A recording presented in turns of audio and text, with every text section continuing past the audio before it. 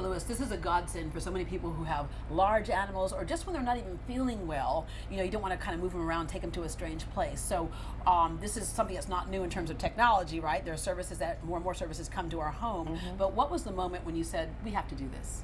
Well, I've been in practice for 22 years and in traditional practice, and I felt like there was a lot of areas that weren't being served. Incredibly fearful, stressed animals. It's so stressful for the owner, for the patient, for us, for our staff. And a lot of times people opt not to bring them in. And so they don't get the care and the service that they need. In addition to that, I've had people where I have, a 150-pound dog that can't walk, needs laser therapy, needs acupuncture. They can't get it in the car. They can't bring it to us. Yeah, and there's some people who have their own mobility issues. So exactly. To try to handle an animal is exactly. hard. Yes. You mentioned acupuncture. You also offer a wider range of veterinary services than we might find in most places. I do, and that is because I love medicine, I love science, and so a lot of the traditional mobile veterinarians were just doing wellness care, sometimes hospice care, but I did not want to give that up, and I wanted to be, my own boss. So I felt like this combined everything. I could do everything that I could in a traditional setting, but in the comfort of people's homes. I could get to senior citizens that couldn't get out who have pets.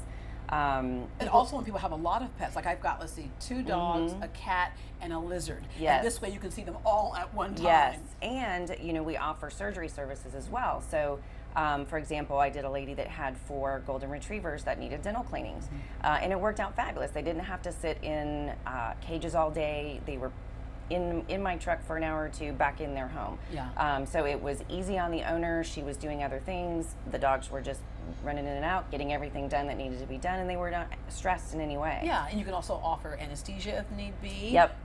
Pharmacy. Yep. We have everything.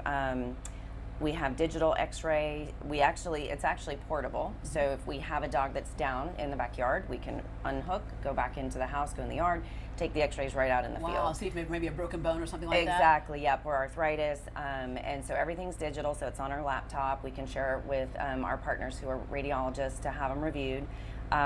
We have full service dentistry. We have dental x-ray, just as though if you were at the human dentist getting x-rays to check for root. I'm wondering, can you do my dog and me? Yeah.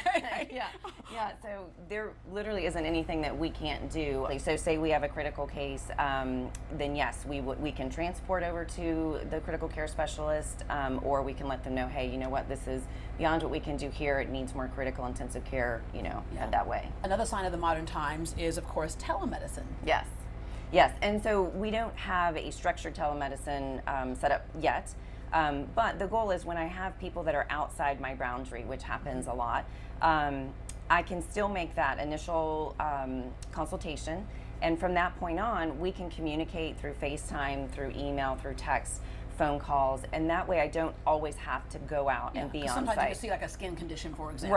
Right. Or, if it's after hours and I happen to have my phone on, and they say, oh my gosh, something's going on, I can help triage and say, you know what, it's probably okay, let's walk through this, or no, you need to go to the emergency room right now. Yeah, and also you can provide a health report card for us. It's interesting when it comes to health care of pets, we finally have gotten to the point where we realized some of the things that apply to humans, like good quality food, keeping up to date on your health checkups, all those things really will add to the longevity of the life of that pet and the quality of life for that pet. Right, absolutely. And there is a lot of misinformation out there. And I like to be on the edge of everything that's new. I want to know what's the best supplement, what's the best diet, what's the current research and science proving. And so generally after hours, what I do is I'll combine my notes, I put them into a report card that's printed out, and I have diagnosis, lab results, plan. And it really gives the client a step-by-step, here's how we're going to address this issue, here's how we're going to manage it. So it really gives them the information, because when you go into somewhere, you miss half of it, and then you leave, okay, call me if any questions. And a lot of times people have a million questions, but then they never call back. So this allows me to give them a really nice plan of action, what we're going to do, and give them the tools to manage their own pet, so they're not constantly having to come back and recheck, and it's not getting better. Dr. Lewis, thank you very much. Thank you. You're an Aggie, I'm a Longhorn, but we can get along. We can. All right. For more information about Saving Grace Animal Medical Center, or to book an appointment, go to greatdayhouston.com and we will connect you. Coming up, besides overpopulation, what do you think the top reasons to spay and neuter your pets are, and where you can get it done affordably?